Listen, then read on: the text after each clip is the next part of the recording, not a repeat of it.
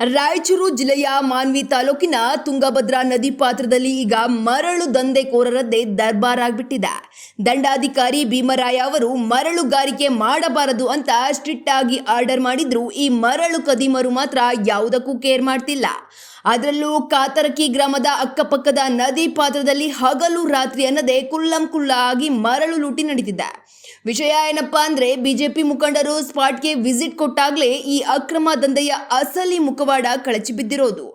ಒಂದ್ ಕಡೆ ಅಧಿಕಾರಿಗಳು ಆರ್ಡರ್ ಮಾಡ್ತಾರೆ, ಇನ್ನೊಂದ್ ಕಡೆ ಮರಳು ಲೂಟಿ ಆಗ್ತಾ ಇದೆ ಅಂದ್ರೆ ಕಾನೂನಿಗೆ ಬೆಲೆ ಎಲ್ಲಿದೆ? ಇನ್ನು ಬಿಜೆಪಿ ಮುಖಂಡ ಚಂದ್ರಶೇಖರ್ ನಾಯಕ್ ಅವರು ನೇರ ಪ್ರಶ್ನೆಯನ್ನ ಮಾಡಿದ್ದಾರೆ. ತಹಶೀಲ್ದಾರ್ ಭೀಮರಾಯ ಅವರು ಬರೀ ಪೇಪರ್ ಮೇಲೆ ಆದೇಶ ಹೊರಡಿಸಿದ್ರೆ ಸಾಲದು, ಫೀಲ್ಡ್ಗಿಳಿದು ಈ ಮರಳು ಕಳ್ಳರ ಬೆನ್ನು ಮುಳೆ ಮುರಿಬೇಕಿದೆ. ಇಲ್ಲದಿದ್ದರೆ ನಮ್ಮೂರಿನ ಖನಿಜ ಸಂಪತ್ತು ಮರಳು ಕದಿಮರ ಪಾಲೋಗೋದ್ರಲ್ಲಿ ಸಂಶಯವಿಲ್ಲ. ಒಟ್ಟಿನಲ್ಲಿ ಕಾನೂನು ಕೈಗೆತ್ತಿಕೊಂಡಿರೋ ಈ ಮರಳು ಮಾಫಿಯಾಗೆ ಬ್ರೇಕ್ ಬೀಳದಿದ್ರೆ ಸರ್ಕಾರಿ ಆದೇಶಗಳು ಕೇವಲ ದಾಖಲೆಗೆ ಸೀಮಿತವಾಗೋದ್ರಲ್ಲಿ ಅನುಮಾನವಿಲ್ಲ ಎಂದಿದ್ದಾರೆ. ಜನಪ್ರತಿನಿಧಿಗಳು ನೀವು ಏನು ಮಾಡ್ತಾ ಇದ್ರಿ? ನೀವು ಅಧಿಕಾರಿಗಳು ನೀವೇನು ಮಾಡ್ತಾ ಇದ್ರಿ? ಬೇರೆ ಪತ್ರಿಕೆಗೆ ಸೀಮಿತನಾ? ಇದು ಭಾಳ ಯಕ್ಷ ಪ್ರಶ್ನೆ ಕಾಣ್ತಾ ಇದೆ. ದಯವಿಟ್ಟು ಈ ಗಣಿ ಭೂವಿಜ್ಞಾನ ಇಲಾಖೆಯವರು ಇದನ್ನು ಸೀರಿಯಸ್ ತೊಗೋಬೇಕು. ಈ ಒಂದು ಯಾರು ತಪ್ಪಿಸ್ತರ ವಿರುದ್ಧ ಕ್ರಮ ಕೈಗೊಳ್ಬೇಕಂತ ಈ ಮೂಲಕ ಹೇಳ್ತಾ ಇದ್ದೀನಿ ನಾನು. 144 ಸೆಕ್ಷನ್ ಬೆಲೆ ಇದೆನಾ ಇಲ್ವಾ? ಅದು ಏನು ಬೆಲೆ ಇಲ್ಲ, ಗಾಳಿ ತೂರ್ಯಾರ, ನಿಯಮಗಳನ್ನು ಗಾಳಿ ತೂರ್ಯಾರ. ಈ ಪೊಲೀಸ್ ಸಿಬ್ಬಂದಿ ಆಗಲಿ, ತಹಸೀಲ್ದಾರ್ ಆಗಲಿ, ಎಲ್ಲ ನಿಯಮವನ್ನು ಗಾಳಿ ತೂರ್ಯಾರ. ಯಾವುದೋ ಒಬ್ಬರು ಪತ್ರಕರ್ತರು ಕಣ್ ತೆರೆಸೋ ಕೆಲಸ ಮಾಡಿದ್ರು ಸಹ ಅವರು ನಿಯಮ ಬೇರೆ ಪತ್ರಿಕೆಯಲ್ಲಿ ಹೇಳೋ ಮುಖಾಂತರ ಹೇಳಿದ್ರು ವಿನಃ ಇಲ್ಲಿ ನದಿ ದಂಡದಲ್ಲಿ ನೋಡಿದ್ರೆ ಎಗ್ಗಿಲ್ಲದೆ ರಾಜರೋಷವಾಗಿ ಉಸುಕನ್ನ ಇಲ್ಲಿ ಸ್ಟಾಕ್ ಮಾಡೋ ಕೆಲಸ ನಡೀತಾ ಇದೆ. ಅಲ್ಲ ಸರ್ ಏನಂತಂದ್ರೆ ಖನಿಜ ಸಂಪತ್ತು ಲೂಟಿ ಮಾಡ್ತಾ ಇದ್ದಾರೆ. 144 ಸೆಕ್ಷನ್ ಜಾರಿ ಆಗಿದೆ ಅಂತ ಹೇಳ್ತಾರೆ. ಇಷ್ಟೊಂದಿದ್ದಾರೆ ಒಂದು ನದಿ ಪಾತ್ರದಲ್ಲಿರ್ತಕ್ಕಂಥ ತಹಶೀಲ್ದಾರ್ ಭೀಮರಾಯ್ ಅವರ ಆದೇಶಕ್ಕೆ ಏನಾದರೂ ಯಾಕೆ ಬೆಲೆ ಕೊಡ್ತಾ ಇಲ್ಲ? ಯಾಕಂದ್ರೆ ಮರಳು ಕದಿಮರು ಏನೋ ಅಧಿಕಾರಿಗಳು ಒಂದು ರೀತಿಯಲ್ಲಿ ಬೆಲೆ ಕೊಡ್ತಾ ಇಲ್ಲ. ಎಲ್ಲಿಗೆ ಬಂದು ನಿಂತಿದೆ ಸರ್ಕಾರ?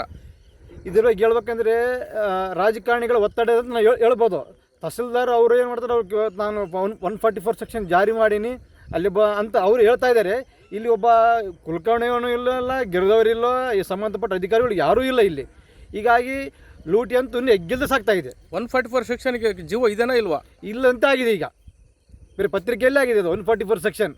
ನಿಮ್ಗೆ ಯಾರು ಮಾಹಿತಿ ಕೊಟ್ಟರು? ಇಲ್ಲಿ ನೋಡ್ರಿ ಮರಳು ದಂಧೆ ಹಗಲು ರಾತ್ರಿ ನಡೀತಾ ಇದೆ ಅಂತೇಳಿ ಮಾಹಿತಿ ಕೊಟ್ಟರು, ನೀವು ಬಂದ್ರಿ, ವಿಸಿಟ್ ಮಾಡಿದ್ರಿ. ಹೌದು, ಅಂದ್ರೆ ಇಲ್ಲಿ ನಡೀತಾ ಇದ್ರೆ ಅಂದ ದರ್ಬಾರ್ ಅಲ್ಲಿ ನೋಡ್ರಿ.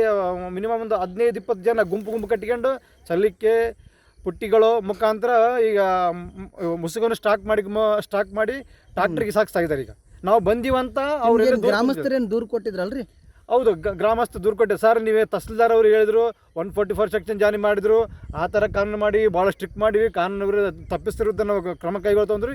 ಏನೂ ಆಗಿಲ್ಲ. ಅದೆಲ್ಲ ಎಲ್ಲ ಸುಳ್ಳು ಹೇಳಿಕೆಗಳು.